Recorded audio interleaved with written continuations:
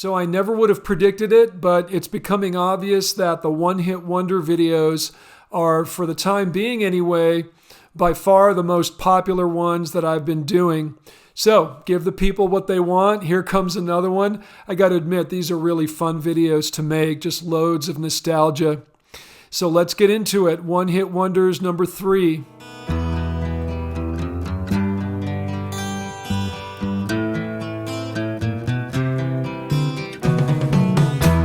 Everywhere is freaks and Harris, dykes and fairies. Tell me where is sanity?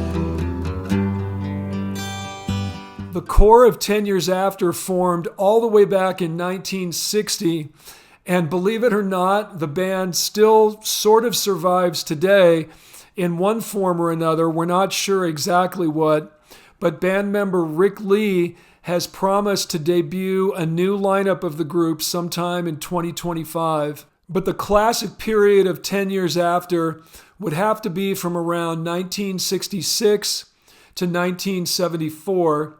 66 was the year they adopted the name 10 Years After, and depending on who you talk to, it was either a tribute to their hero Elvis Presley, who had his big breakout year in 1956, or it was taken from an advertisement they saw in a magazine for a book about the Suez Canal crisis called Suez 10 Years After. Personally, I think the Elvis story is a lot better. 1971 was the year I'd Love to Change the World was released and became the band's only U.S. hit, making it just to the number 40 spot on the Billboard Hot 100.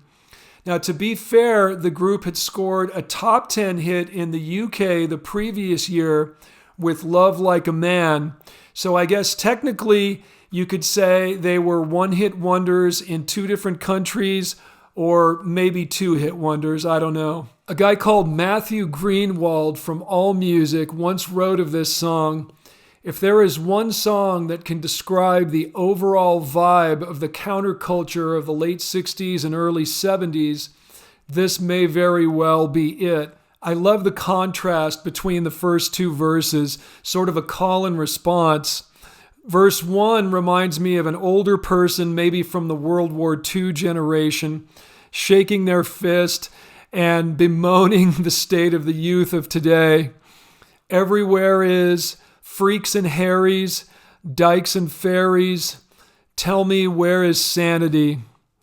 But that's immediately followed up by tax the rich, feed the poor, till there are no poor no more, which sounds like the ultimate statement of peace, love, and flower power. Vocals and guitar are of course provided by Alvin Lee, the workhorse of this band. Lee's big splash in the States came when 10 Years After performed at the legendary Woodstock Festival in late '69. In particular, his performance on the song I'm Going Home has been singled out for its pure energy level, which is off the charts.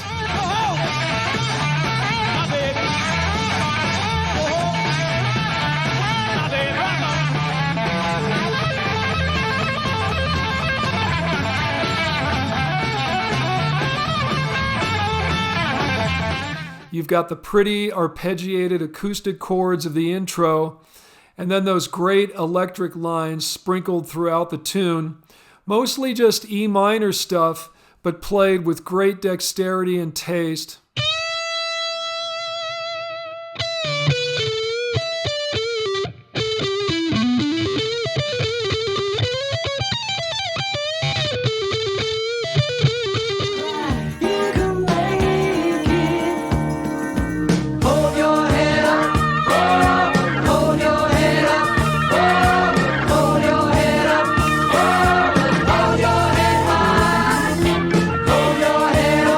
Released as a single in 1971, Hold Your Head Up hit the number 5 spot in the US, the UK, and Canada. So definitely a bona fide hit.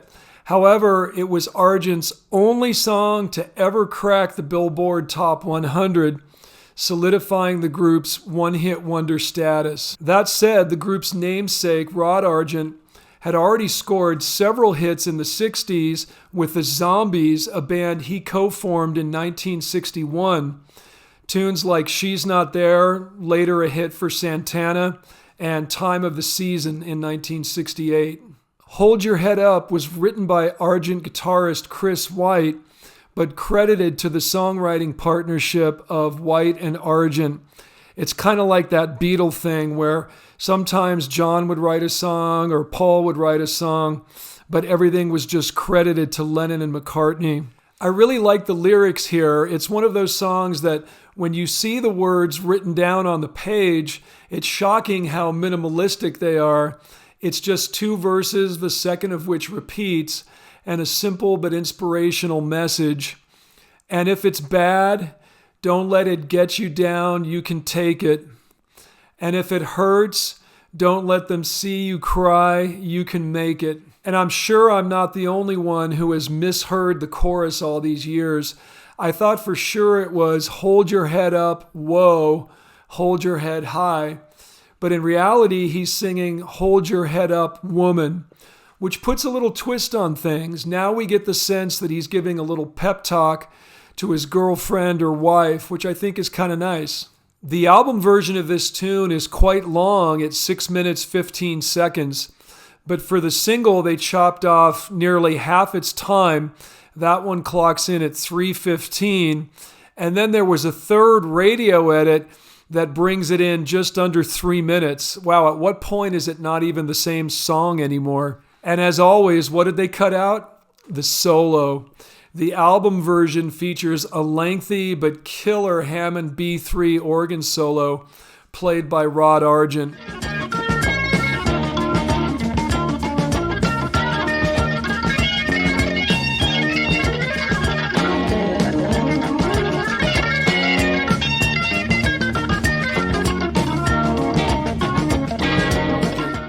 Yes, keyboardist Rick Wakeman once called it the greatest organ solo of all time. Now that's really high praise coming from that guy who's played a few himself. The guitar riff, which is really the song's main hook, is a clinic in suspended triads. How many classic rock and roll tunes have been based on suspended chords? We get the classic D sus4 to D, followed by C major to C sus2.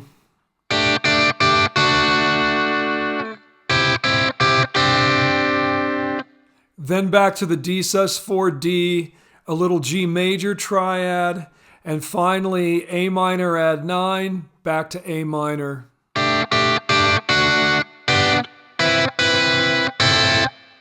By the way, you might have noticed I was using my right hand fingers to pluck those triads rather than a pick. I'm not 100% sure, but I'm pretty sure that's what he's doing. That's what it sounds like to me. Vocally, my favorite bit is that long sustained note, and if it's sad, right? That goes over the C chord, and it's an A note, so it's a 6 that implies a C6 chord. And then when the C triad changes to the C sus2, it sort of implies a C6-9 chord, which is actually pretty hip. And if it's bad, don't let it get you down. You can take it. And if it hurts, don't let them see you cry. You can make it. Just a quick reminder before we move on to our third tune. If you'd like to show your appreciation for the channel with a financial contribution, you can do that several different ways. Buy me a coffee, PayPal, Venmo, and Zelle. If that's not something you want to do or is not possible, no worries. Just keep watching the videos. Make sure you're subscribed, like, and share with anyone you know who might be interested. There's never been any reason for never telling me why, yeah. Save my life, I'm going down for the last time. Woman with the sweet loving better than a white line. Never Been Any Reason was the debut single from Flat as a Pancake, the debut album from Head East. Now, an interesting thing about this one, it only ever made it to number 68 on the Billboard Hot 100. I suspect many people might say you should at least crack the top 40 before you have a song that's considered a hit. But this is one of those tunes that posterity has smiled upon. It's remained popular. It's still a staple on classic rock radio. And I wouldn't doubt that a good percentage of the 67 songs that charted above it at the time are not nearly as well remembered. The song was written by guitarist Mike Somerville, and there seem to be two main themes running through the lyrics. Both are classic rock and roll subject matter. In the opening lines, the narrator appears to be a touring rock and roller trying to keep things together with his girlfriend as he prepares to depart out on the road again. Did you see any action? Did you make any friends? Would you like some affection before I leave again? But as the song progresses, we also get references to drug and alcohol addiction. It's important to note that the band's lead singer, John Schlitt, was ousted from the group in 1980 due to his substance abuse issues. He went on to form the Christian rock band Petra in 1985. That blew my mind. I remember that group from when I was just getting out of high school, and I never would have thought that the singer from Head East was the guy in that band. And what about that chorus? Definitely sounds like something that an addict might say. Save my life, I'm going down for the last time. Woman with a sweet lovin', better than a white line. Great double entendre there. Not only is he a slave to the white line of the cocaine, but also the white line of the freeway as he's out on the road. I think a huge factor in this tune's enduring success is the crunchy arena rock riff. In the Wikipedia entry for the song, it states that AC/DC guitarists Angus and Malcolm Young appropriated the riff for their song You Shook Me All Night Long. Now, I can easily see where this song might have inspired that riff. They both have those stops and starts, that great breathing space that really lets the vocals shine. But to use the word appropriated, I think, is a bit strong. I mean, judge for yourself.